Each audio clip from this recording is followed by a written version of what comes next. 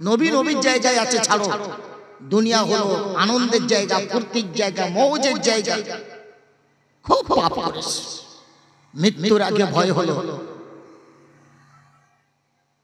হযরত মুসা আলাইহিস সালামের কওম, মুসা আলাইহিস সালামের যুগের মানুষ। হযরত মুসা আলাইহিস সালাম শুনেছেন লোকটা মারা গেছে। হযরত মুসা আলাইহিস সালাম বললেন, দু চারজনকে যাও ধরে ঠেঙে দড়ি বেঁধে আর ভাগাড়ে ফেলে দিয়েছো, যাও। তাই করলো লোকে, পায়ে দড়ি বেঁধে টেনে টেনে নিয়ে যাচ্ছে। আল্লাহ রাব্বুল আলামিন নবী মুসাকে ওহী নাযিল করলেন, হে নবী মুসা, আমার বান্দার পায়ে দড়ি বেঁধে আর ভাগাড়ে ফেলে দিয়ে আসতে বলেছো কেন? বলল, আল্লাহ জীবনে আমার কথা শোনেনি, তুমি আমাকে নবী করে পাঠিয়েছো, আমার কথাও শোনেনি, আর পাপ সব পাপের পাপীও। এই জন্য ঘৃণা করে ওকে শুয়োর কুকুর দিয়ে খাওয়াবো, শিয়াল কুকুরকে খাওয়াবো বলে, শকুনকে খাওয়াবো বলে ভাগাড়ে ফেলে দিয়ে আসতে বলেছে। আল্লাহ রাব্বুল আলামিন বললেন, নবী মুসা তুমি কি জানো ওর ভিতরের খবর আমি আল্লাহ জানি, তুমি জানো না। আল্লাহ কি ওর ভিতরের খবর? আল্লাহ রাব্বুল আলামিন বললেন, নবী মুসা ও জিন্দেগিতে শুধু একবার আমার নবীর প্রতি দড়ি পড়েছে, আখেরি নবী যিনি এখন দুনিয়াতে যায়নি, ও যাবে আমার নবী এখনো যায়নি, অথচ ও আমার সেই নবীর প্রতি একবার দরুদ পড়েছে।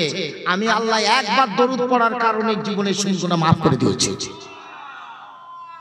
আমার বান্দার পায়ের দড়ি খোলো, ওকে নিয়ে জানাজা পড়ো, ওকে সুষ্ঠুভাবে দাফন করে দাও। আমার কাছে তোমার কাছে পাপী, আমার কাছে নেককার। জোরে বলেন সুবহানাল্লাহ। কত দরুদ এখানে হলে বলুন তো দেখি, কত দরুদ পড়া হলো, কত তাকবীর, কত আলহামদুলিল্লাহ, কত সুবহানাল্লাহ বলা হচ্ছে।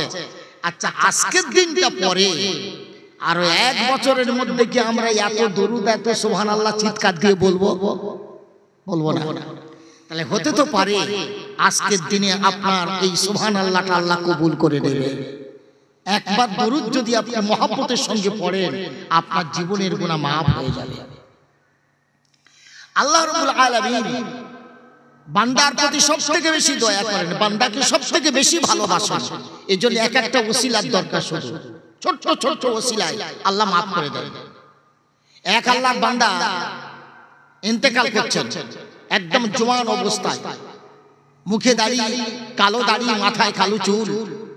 মৃত্যুর আগে চিন্তা করলেন আমি তো মরে যাচ্ছি, বৃদ্ধ হয়ে যদি মরতাম আল্লাহর একটা দয়া পেতাম। আল্লাহর নবী বলেছেন যারা বৃদ্ধ হয়ে মরে, বৃদ্ধদের প্রতি আল্লাহর একটা খাস রহমত নাযিল করবেন, তিনি খাস দয়া করবেন। কিন্তু আমি তো বৃদ্ধ হয়ে মরলাম না, জওয়ান অবস্থায় মরে যাচ্ছি, আমি ওই দয়াটা আল্লাহর পাবো না, আর আমার আমলে আল্লাহ খুশি হবে কিনা জানি না। উনি চিন্তা করলেন কিভাবে আল্লাহর কাছে আমি পার হব। মরার আগে বললেন আমি মরে যাবার পরে সাদা আটা আমার দাড়িতে আর আমার মাথার চুলে দিও, দিয়ে কাফনে ভরে জানাজা পড়ে কবরে দিও। মাথায় আটা দিল, দাড়িতে আটা দিল, একেবারে বৃদ্ধর রূপ ধারণ করিয়ে জানাজা পড়ে কাফন ভরে কবরে দিয়েছে। আল্লাহ জিজ্ঞাসা করলেন বান্দা তুই কবরে আসলি কিন্তু তোর দাড়িতে সাদা আটা আর মাথায় আটা দিলি কেন? আল্লাহর বান্দা গদগদ ভাষায় আল্লাহর কাছে কেঁদে বলছেন, আল্লাহ আমি জওয়ান অবস্থায় তোমার কাছে আসছি, আমার জীবনের পাপ পুণ্য আমি তা জানি না। যদি আমার নেক আমল যদি তোমার কাছে গৃহীত না হয়, তবে একটা রাস্তা ছিল, যদি আমি বৃদ্ধ হয়ে মরতাম আমি তোমাকে বলতাম আমি তোমার বৃদ্ধ বান্দা, আমার প্রতি তুমি দয়া করো, কিন্তু তাও বলতে পারবো না। এজন্য আমি বৃদ্ধের রূপ ধারণ করে মাথা চুলে আর আমার দাড়িতে আটা দিয়ে আসলাম, যদি তুমি আমাকে বৃদ্ধ মনে করে দয়া করো, এজন্য আমি এই ধারণ করেছি। আল্লাহ রাব্বুল আলামিন বলেন বান্দা তোর এই নাটক, তোর অভিনয় আমি আল্লাহ আমার বড় ভালো লেগেছে রে, আমি আল্লাহ এই ওসিলায় তোরে ক্ষমা করে দিলাম। কখন কোন আমলটা যে আল্লাহ কবুল করবেন আমরা জানি না। কোন আমল মুসলমান কোন ভালো আমল ছাড়তে পারে না, সমস্ত আমলের সাথে জুড়ে থাকতে হবে। মসজিদে, মাদ্রাসায়, জলসায়, দোয়ার মজলিসে, তাবলীগে, কোরআন খতমে, যেখানে যে সুযোগ পাবো সব জায়গায় শরীক হতে হবে। হতে পারে এটা না হয় ওটা, ওটা না হয় ওটা, কোনটা না হয় কোনটা আল্লাহ কবুল করবেন। দুই বুজুর্গ দাওয়াত খেতে গেছে। বর্ষার সময় উত্তরপ্রদেশে খিচুড়ি হয়। এক বিধবা স্বামী নাই, তাদের মন শখ, দুজন আল্লাহর ওলিকে আমরা দাওয়াত করে খাওয়াবো। বুজুর্গ বান্দা দুজনকে খাওয়াবো, আমার বাড়িতে আনবো। দুই বুজুর্গকে দাওয়াত করেছে। দাওয়াত করে বিধবা এক ঘর থেকে পরিবেশন করছে, আর এরকম বাচ্চা খানাটা এনে এনে সামনে দিচ্ছে। দুই আল্লাহর ওলি খিচুড়ি গালে তুলেই দেখলেন খিচুড়িতে নুন হয়নি, দেওয়া হয়নি, মানে দিতে মনেই না। একজন আল্লাহর ওলি, তিনিও আল্লাহর ওলি, শুধু নিজের মধ্যে একটু বললেন খিচুড়িতে নুন হলে ভালো হতো। আরেকজন কিছুই বললেন না, খেয়ে নিলেন। যিনি বললেন, যিনি কোনো দোষ ধরলেন না, খিচুড়িতে নুন হলে ভালো হতো, এটা বললেন না, মুখ বুঝিয়ে খেয়ে নিলেন। আল্লাহর বান্দির দোষ গোপন করে তিনি ইন্তেকাল করেছেন। আর যিনি বলেছিলেন যে নুন হলে ভালো হতো, ইনি বেঁচে আছেন। আল্লাহর ওলির কবরে দেওয়া হলো। এই আল্লাহর ওলি কয়েকদিন পরে স্বপ্ন দেখতেছে, আল্লাহর বান্দাকে আল্লাহ জান্নাতুল ফেরদাউসে সিংহাসনে বসিয়ে রেখেছে। জিজ্ঞাসা করলেন, হুজুর কোন আমলে আল্লাহ আপনাকে ক্ষমা করে দিয়ে জান্নাত দিল?